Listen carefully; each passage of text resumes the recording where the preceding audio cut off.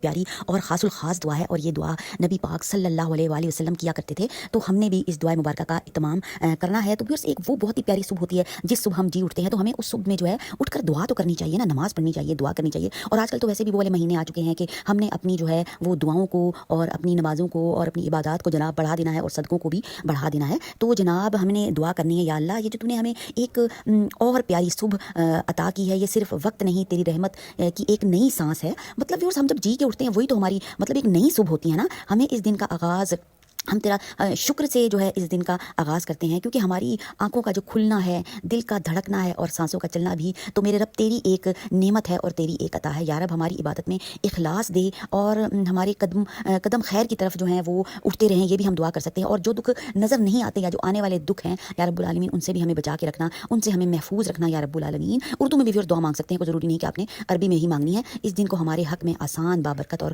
روشنی سے بھر دے۔ اور جناب اینڈ میں کہنا ہے یا رب العالمین تیرا لاکھ لاکھ شکر ہے۔ تو ویورز دعا کون سی؟ بہت ہی پیاری دعا نبی کریم صلی اللہ علیہ وسلم نے جو دعا کی رجب کے مہینے میں، اس دعائے مبارکہ کا اہتمام کریں اور ڈیلی کریں، ڈیلی اس دعا کو پڑھیں، اور اس دعا کے اول آخر میں جو ہے درود شریف